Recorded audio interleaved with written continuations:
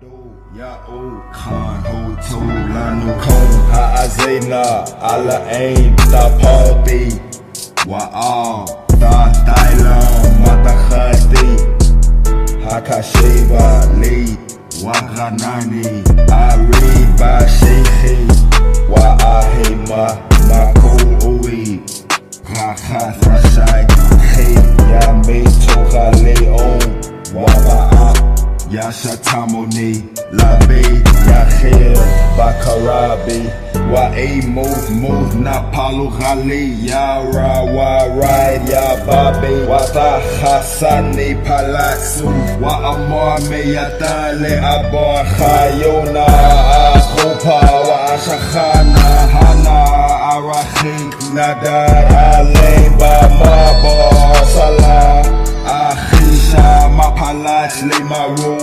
Tamasara Yadani Palag Mashunam Khi Raite Hamas Rabi Bahir Yomam Walela Yasubaba Khumati Wa'on Wahama Bakaraba Hu'uf Bakaraba Wala Yamish Marahaba Saha Ya'oh, Allah Atha, Aromamcha, Oda Shamcha, Che Rasheta Pal, Ratsoth Marachak, Amona, Aman, Che Shamta Magelagal, Kareh Batsura, Lamapla, Armon Zare Mare Lagolam La Yabana, Rohan, Yachabadocha Ram Raz, Kareth Goem, Raret Sem Yera Ocha, Chehe'etha my ozladal, my ozla abayon batsar lo, machsa mazaram, tza macharab, che roch garet sem cha zaram ker, cha charab batzayon shaon zarem tachneai, charab batzar rab, zamer garet sem, yaina, wa Yashai-Ya'oh tzabaot lacha hagamem, bahar hazah, mashta shamanem, mashta shamarem, Shamanem mamachem, shamarem mazakakem. Wa balai bahar hazah, panei halot. Halot racha ha-ramem.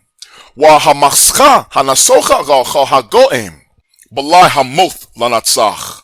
Wa macha adonai Ya'oh, damai maracha panem. Wa charapat ramo yaser maracha ha'aretz, che Ya'oh dabar. Wa amar bayom haho, hana, Allah eno za, ko eno lo, wa Yashai-Ya'oh, za Ya'oh, ko eno lo, nagala wa nashamacha ba Yashai-Ya'oh, che thanoch Ya'oh, bahar hazah, wa nadosh mo'ab tachateo, cha hadosh madban bamo madmana, wa porash yadeo bakarabo, cha ashar yaparash ashar chalashachoth, wa hashpel ga'otho, ram arabot yadeo. Wamabtsar mashgab chomotecha, hashach hashpel hageya la'aretz gad rapar.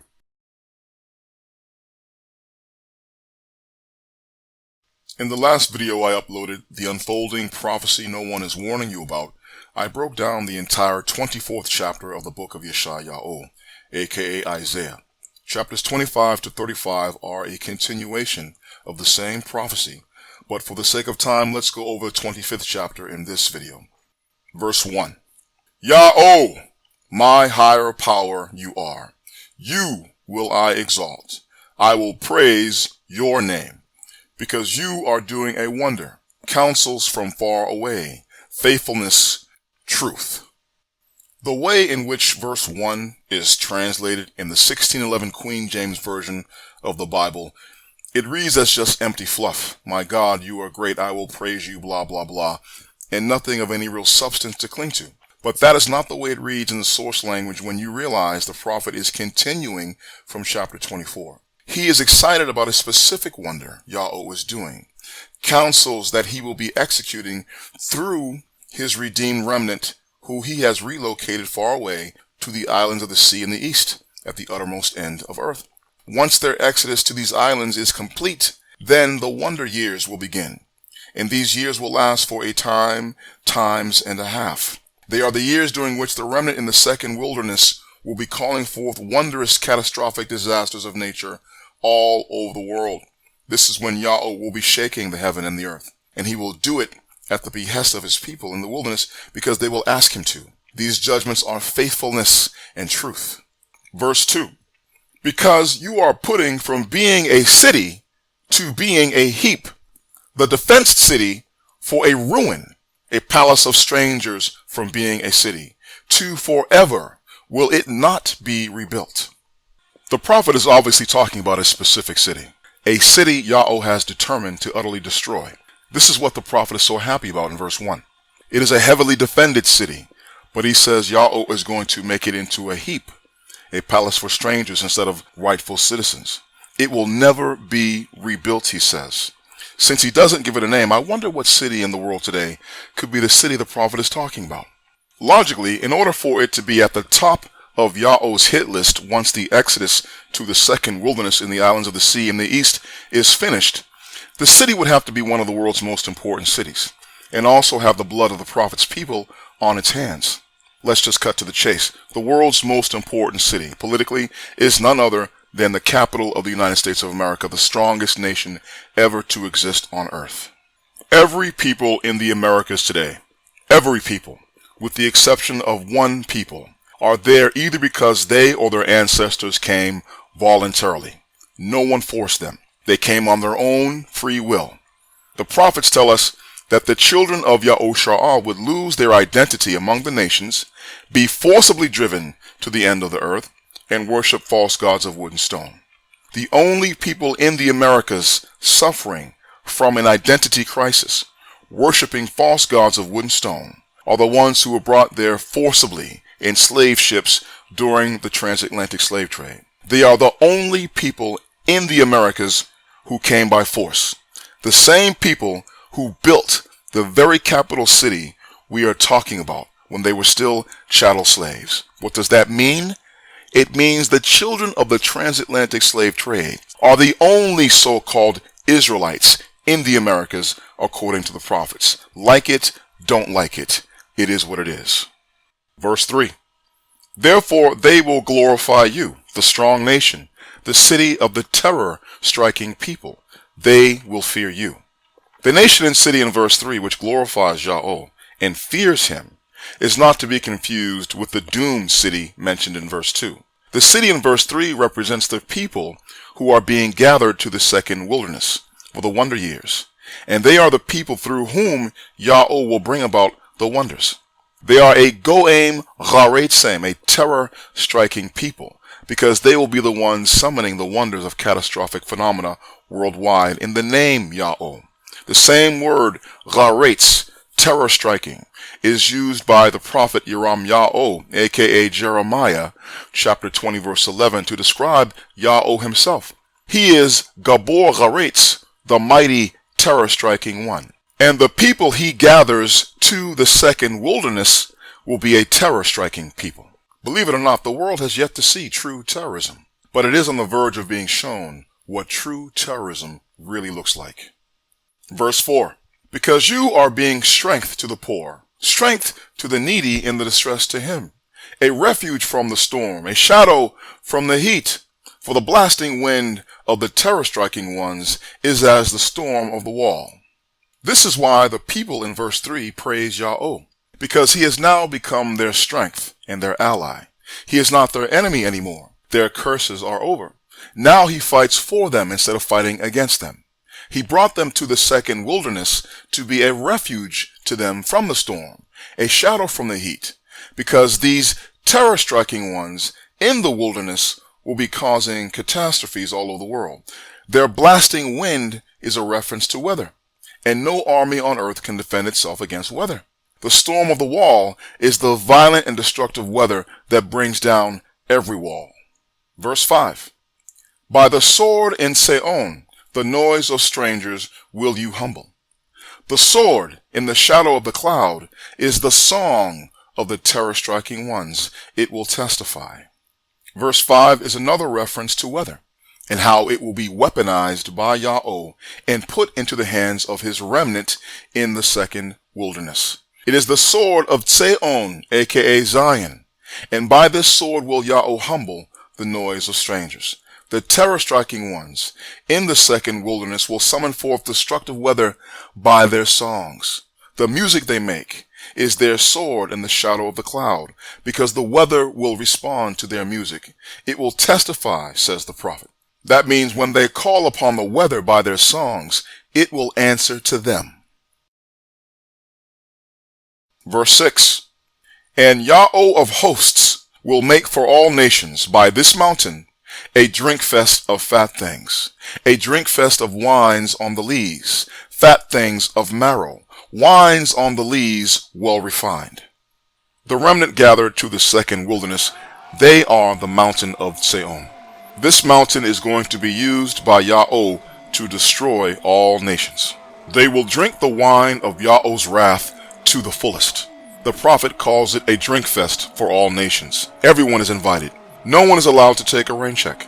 The mountain of Ya'oh will be the waiter serving tables and keeping all glasses filled to the rim at this feast, and the invited guests cannot refuse to drink. Our ancient forebears knew all there was to know about wine. Wine aged on the lees are the best wines, creamier, richer, fuller-bodied, with greater depth and complexity of flavor.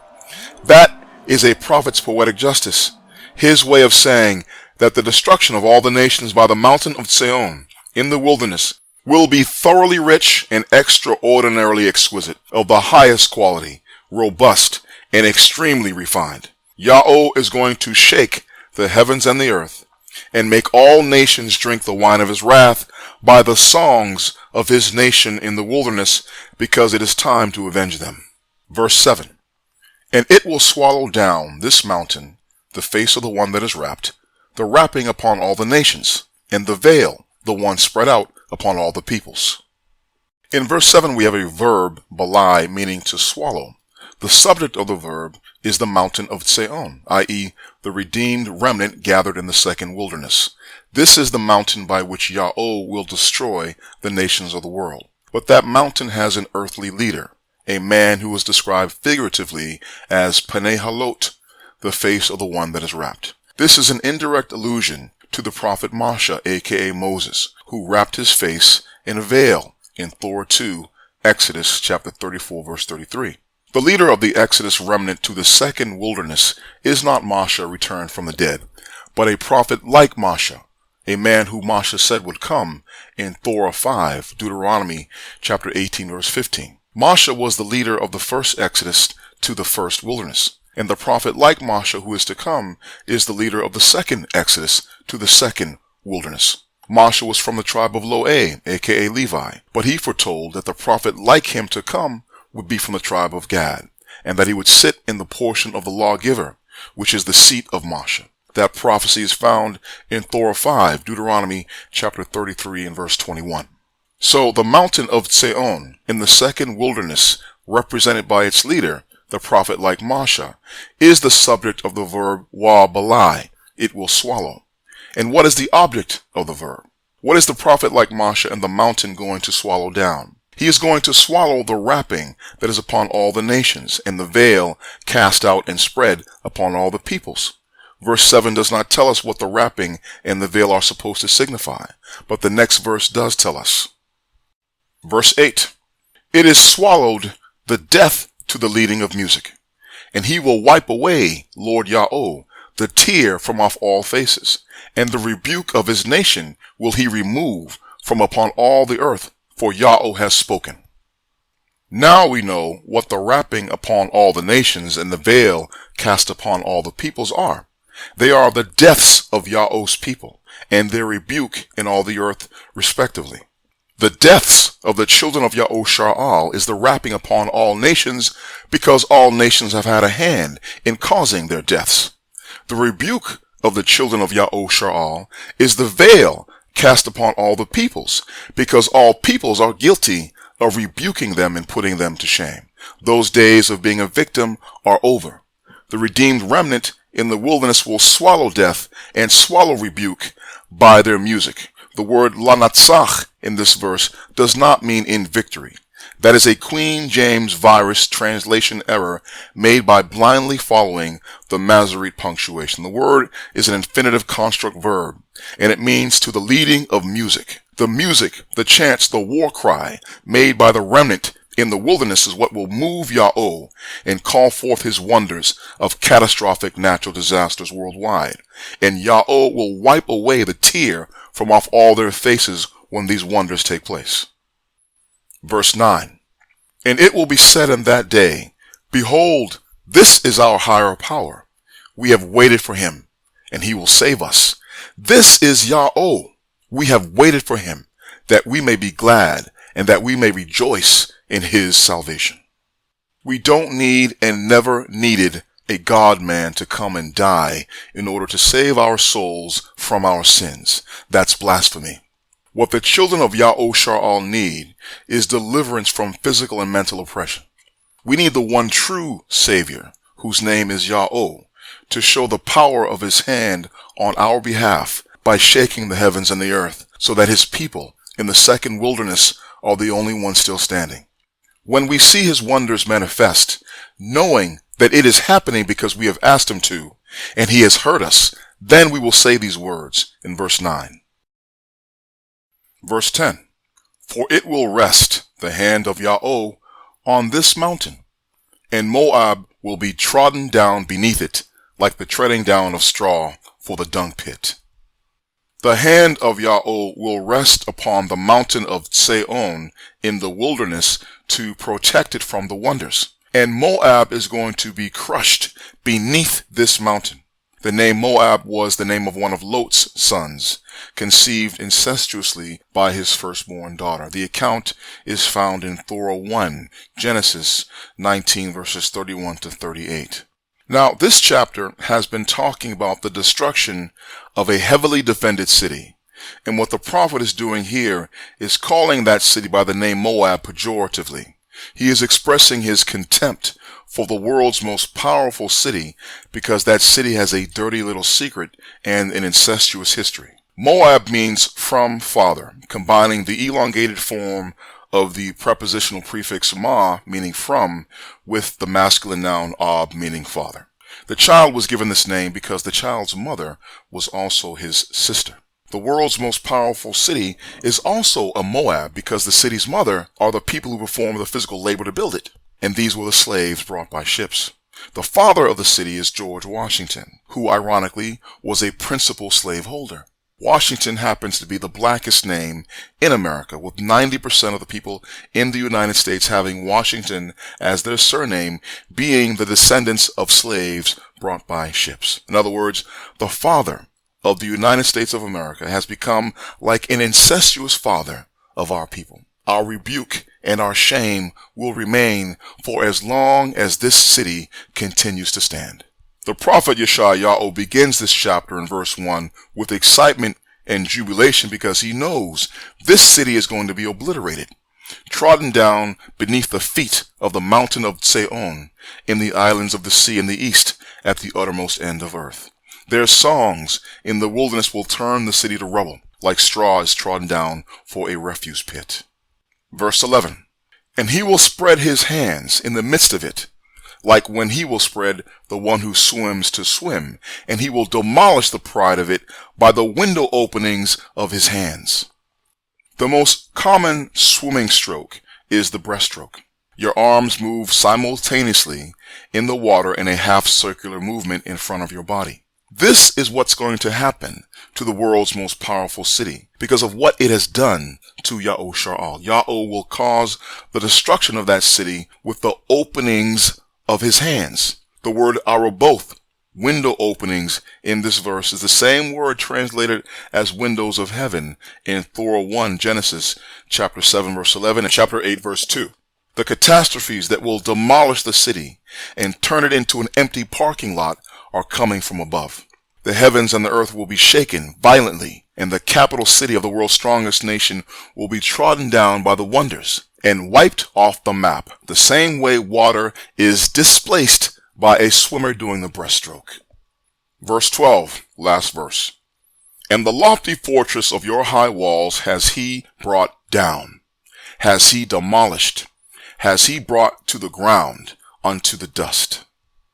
There is no city in the world that is as defended as Washington, D.C., nor has there ever been a city on earth in the history of mankind with walls as lofty as the walls defending Washington, D.C. It is by far the world's most heavily protected location. Its fortification walls may be unseen to the eye, and that is by design, but they are formidable, and they even extend up into the heavens with prohibited airspace and a strictly enforced no-fly zone over the Capitol. But these walls, lofty as they may be, are coming down. The city is going to be demolished, razed to ground level, even to the dust. The honor of destroying this city, this modern-day Babylon, will belong to the descendants of the people who built it during their enslavement.